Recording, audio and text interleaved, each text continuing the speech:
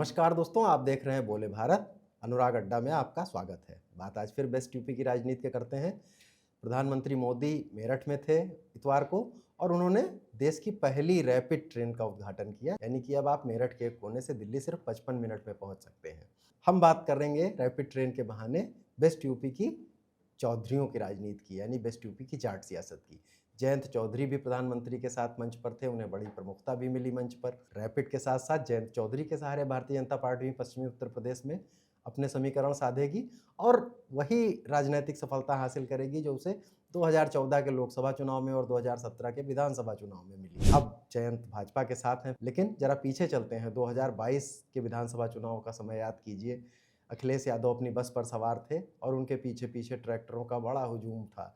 राष्ट्रीय लोकदल यानी जयंत तब अखिलेश यादव के साथ साथ थे और विधानसभा की शुरुआत में ही एक पूरा माहौल बन गया था पश्चिमी उत्तर प्रदेश में। एक पूरी भीड़, ट्रैक्टरों की भीड़, जाट लड़कों की भीड़, मुसलमानों की भीड़ और मुजफ्फरनगर दंगों के बाद जो जाट मुस्लिम अलगाव हुआ था वो 2022 के चुनाव में थोड़ा मिटता नजर आया था और जाट और मुस्लिम दोनों अखिलेश की सभाओं में, अखिलेश की रैलियों में, अखिलेश के रोड शो में जयंत के साथ साथ बढ़ चढ़ कर शिरकत कर रहे थे। उसका असर भी देखने को मिला।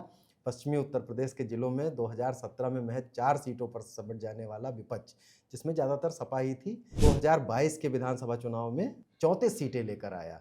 यानी कि अखिलेश यादव आखिरकार सरकार नहीं बना पाए, लेकिन उनकी सीटों की जो संख्या बढ़ी उसमें पश्चिमी उत्तर प्रदेश का भी बहुत योगदान था। जयंत चौधरी जब अखिलेश के साथ उस समय थे, उनके विधायकों की संख्या 0 थी और उस चुनाव के बाद उनके 9 विधायक जीतकर विधानसभा पहुंचे थे। फिर किसान आंदोलन का समय भी आ गया। किसान आंदोलन के समय फिर वेस्ट यूपी का जो जाट भारतीय जनता पार्टी के साथ चला गया था उसमें बड़ी गहमा गहमी शुरू हुई और राकेश टिकैत ने गाजीपुर बॉर्डर पर जो शिविर लगाया था और इस शिविर में जब उन्हें गिरफ्तार करने की कोशिश हुई, उन्होंने बहुत भावुक भाषण दिया और उनके आंसू निकल आए। पानी तभी पीऊँगा जब मेरे गांव से पानी आएगा, मतलब मेरे गांव से पानी आएगा। उसके बाद आपने नज़ारा देखा होगा कि हजारों ट्रैक्टर रातों रात के 1:30 बजे 2 बजे थे और उन पर पानी का एक घड़ा था, जो पानी का वो घड़ा लेकर राकेश टिकैत के लिए जा रहे थे।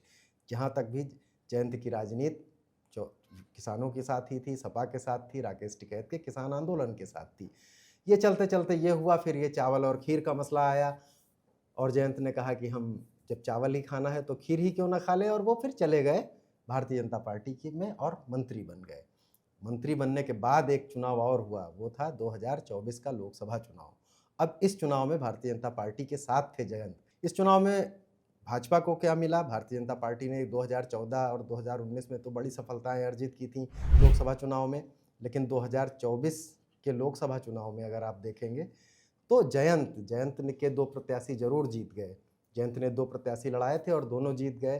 बिजनौर से चंदन चौहान, जो कि एक बड़े रालोद नेता संजय चौहान के बेटे हैं, उन्होंने जीत हासिल की और बागपत से राजकुमार सांगवान, जो रालोद के किसान राजनीति के एक बड़े पुराने कार्यकर्ता हैं, वो भी चुनाव जीत गए। उनकी खुद अपनी व्यक्तिगत लोकप्रियता भी खासी थी। भारतीय जनता पार्टी मुजफ्फरनगर जैसी प्रतिष्ठित सीट हार गई, जिसके सहारे उसने 2014 में माहौल बनाया था मुजफ्फरनगर दंगों के बाद, और उस सीट को जीतने वाले थे जाट नेता हरिंदर मलिक। ऐसे ही सहारनपुर में इमरान मसूद जीत गए, नगीना में सबको चौंकाकर चंद्रशेखर आजाद जीत गए और कैराना में इकरा हसन जीत गई।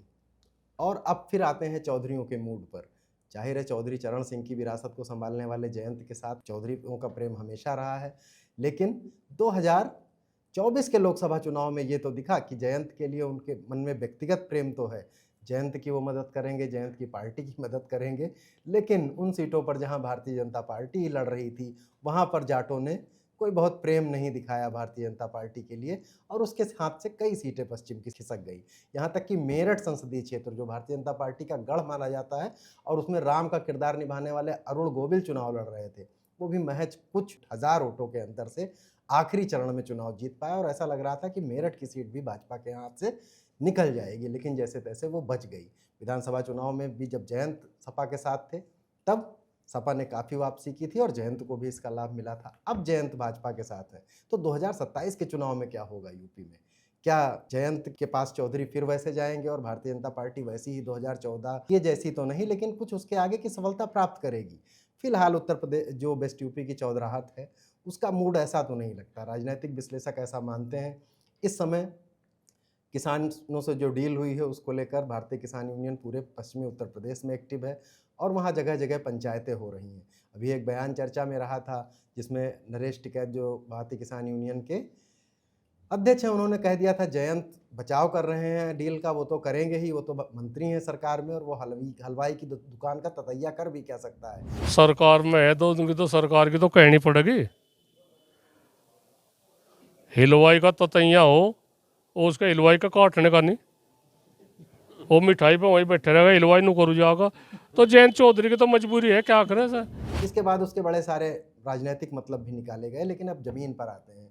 जमीन पर भी देखें तो जाट समुदाय और चौधरियों की राजनीति में भारतीय जनता पार्टी उस तरह से अब शायद उतनी लोकप्रिय नहीं रह गई है। क्या जयंत उस लोकप्रियता को वापस ला पाएंगे चौधरी चरण सिंह की विरासत को लेकर? कोशिशें पहले भी की जा चुकी हैं। 2024 के सांसदीय के चुनाव से पहले चौधरी चरण सिंह को भारत रत्न दिया गया, जाटों को ये मैसेज देने के लिए कि भारतीय जनता पार्टी जाटों की कितनी हितैषी है। भूपेन्द्र चौधरी को लंबे समय तक प्रदेश अध्यक्ष बनाए रखा गया, लेकिन फिर भी 2024 के संसदीय चुनाव के नतीजे आप देखेंगे और उनका बड़ा गहरे से जाके विश्लेषण करेंगे तो ये पाएंगे कि जाटों ने भारतीय जनता पार्टी के लिए, जहां वो जयंत के साथ गठबंधन में भी थी, वैसी मदद नहीं की। सपा भी अपनी कोशिश कर ही रही है गुर्जर राजनीति के सहारे। गुर्जरों में वो लगातार उनकी मीटिंग्स चल रही हैं। हालांकि कई सारे बड़े गुर्जर नेता भारतीय जनता पार्टी ने अपने पास शामिल करा रखे हैं, लेकिन समाजवादी पार्टी के समीकरणों पर अगर विचार करें तो पश्चिमी उत्तर प्रदेश एक मुस्लिम बहुल इलाका भी है, जहाँ पर लगभग हर संसदीय क्षेत्र में मुस्लिमों की अच्छी खासी आबादी है और समाजवादी पार्टी के पास वो एक बेस वोट बैंक है। एक कमी भी है वहाँ पर समाजवादी पार्टी के सामने कि जो पूरे प्रदेश में माई समीकरण मुस्लिम यादव का समीकरण बनता है, वो पश्चिमी उत्तर प्रदेश के उन जिलों में जहाँ जयंत प्रभावी हैं वहाँ नहीं बन पाता है, क्योंकि वहाँ अगर बुलंदशहर के एक छोटे से हिस्से को छोड़ दिया जाए तो यादव बिरादरी उतनी संख्या में नहीं है। लेकिन मुसलमानों की बड़ी संख्या, जैसा कि आप देखते हैं कैराना से इकरा हसन ने समाजवादी पार्टी से आसानी से चुनाव जीत लिया। इमरान मसूद, हालांकि वो कांग्रेस के टिकट पर जीते, लेकिन उसमें भी समाजवादी पार्टी का सहयोग तो था ही। इमरान मसूद भी मुखर और बड़े नेता हैं, तो इसलिए समाजवादी पार्टी अब कहा जा रहा है कि वो माइक्रो लेवल पर भी काम कर रही है। अभी उन्होंने सिकंदराबाद के एक शिक्षक जो कि काफ़ी लोकप्रिय हैं, नवीन शर्मा को बड़े ज़ोर शोर से समाजवादी पार्टी में शामिल कराया। वो युवाओं के चेहरे हैं और कहते हैं युवाओं में काफ़ी लोकप्रिय हैं, वो कितना करेंगे। और इसके बाद जाटों को साधने की कोशिश भी समाजवादी पार्टी के लेवल पर शुरू हो चुकी है। ये कोशिशें इसलिए भी हो रही हैं कि उसके पास हरिंदर मलिक जैसे नेता हैं जो कि जाटों की राजनीति में बड़ा कद रखते हैं, चौधरी चरण सिंह के शिष्य रहे हैं, खुद मुजफ्फरनगर के सांसद हैं। और अब राकेश टिकैत जो कि अभी कभी भी जयंत के खिलाफ खुल के तो नहीं बोले हैं, लेकिन उनके रुख से भी ऐसा लगता है कि वो जयंत के विरोध में तो नहीं है, लेकिन जयंत के साथ भी नहीं है। आमतौर पर राजनीतिक सुर्खियों में कहा जाता है कि पूरे जाट समुदाय में चौधरी परिवार का दबदबा है और जैसा जयंत चाहेंगे, जिधर जयंत जाएंगे जाट उधर ही मुड़ जाएगा। रैपिड उसको और रफ्तार देगी। क्या ऐसा संभव होगा?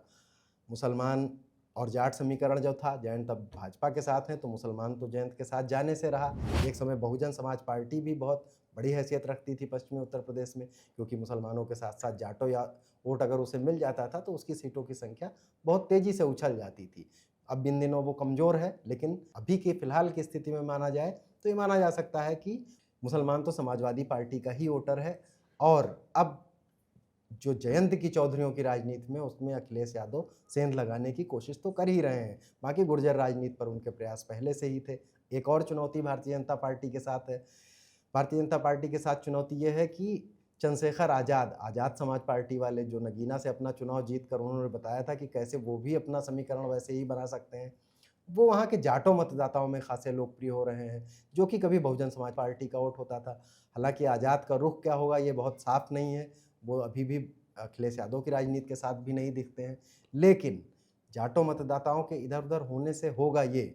एक आपको उदाहरण देते हैं, मुजफ्फरनगर के संसदीय चुनाव में अजीत सिंह संजीव बालियान के खिलाफ जब चुनाव लड़ रहे थे, उस समय सपा बसपा और रालोद तीनों गठबंधन में थे। अजीत सिंह संजीव बालियान के खिलाफ थे, बसपा वहां पर नहीं थी। तो बहुजन समाजवादी पार्टी के जाटो वोटर ने अजीत सिंह सपा बसपा वाले गठबंधन में जाने के बजाय ये फैसला किया कि वो भारतीय जनता पार्टी में ही चला जाएगा, और इसी का नतीजा रहा कि अजीत सिंह कुछ हजार वोटों से चुनाव हार गए। अब अगर जाटो मतदाताओं में कन्फ्यूजन बनता है और जिसका थोड़ा हिस्सा सरकारी योजनाओं की वजह से, बेनिफिट स्कीम्स की वजह से जो भारतीय जनता पार्टी की ओर जाता था, वो अगर चंद्रशेखर आज़ाद अपने समीकरण किसी तरह खींच ले गए या बहुजन समाजवादी पार्टी ने उसे अपनी तरफ खींच लिया, तो थोड़ी मुश्किल तो भारतीय जनता पार्टी के सामने आएगी ही। अब आते हैं लोअर ओबीसीज, ये इस पर भाजपा का होल्ड अभी कुछ हद तक दिखता है। जो वहाँ सैनी, प्रजापति जैसी बिरादरियां हैं वो भारतीय जनता पार्टी में हैं, लेकिन ये बहुजन समाजवादी पार्टी की भी एक समय वोटर रही थी। अगर बहुजन समाजवादी पार्टी थोड़ा सा चुनाव लड़ती है और जीतते हुए दिखती है, तो ये जाहिर सी बात है कि अगर वो वोट बहुजन समाजवादी पार्टी की तरफ खिसका तो फिर वो भारतीय जनता पार्टी के खेमे से ही जाएगा और फिर बीजेपी वहाँ पर उसको, जो कि पिछले 2 चुनाव में वो उसकी सीटों की लगातार संख्या घटी है, वो थोड़ा और भी कम हो सकती है। शायद इसी को मैनेज करने के लिए जयंत चौधरी को प्रमुखता दी जा रही है। रैपिड ट्रेन का विस्तार एक राजनीति विकास की होती है, लेकिन राजनीति आमतौर पर सिर्फ विकास से कहाँ चलती है, अंत में सामुदायिकता और जातीयता तो उत्तर प्रदेश की राजनीति में आ ही जाती हैं। तो ये देखना होगा कि जो ये हलवाई ततैये की कहानी, जो अखिलेश के प्रयास, बसपा के प्रयास और चंद्रशेखर आज़ाद के अगले समीकरण तक, क्या जयंत चौधरियों का मूड बदल पाएंगे रैपिड के बहाने, किसी और बात के बहाने, और अगर वो भारतीय जनता पार्टी के लिए ये कर पाए तो शायद उसे कुछ वहाँ पर बेहतरी हो, और यही शायद भारतीय जनता पार्टी उनसे उम्मीद भी करती है। जयंत कितना चौधरियों को भारतीय जनता पार्टी के साथ जोड़ पाते हैं। चौधरियों का प्रेम जयंत के लिए अभी भी बना हुआ है, ये बात तो सही है। जयंत खुद लड़े या उनकी पार्टी से भी लोग लड़े तो जाट वोट उनकी तरफ आकर्षित होगा। चुनौती उनके सामने ये है कि वो अपना वोट भाजपा में कितना ट्रांसफ़र करा पाएंगे। अनुराग अड्डा में आज इतना ही, कल फिर किसी नए मुद्दे के साथ हाजिर होंगे। तब तक के लिए नमस्कार, धन्यवाद।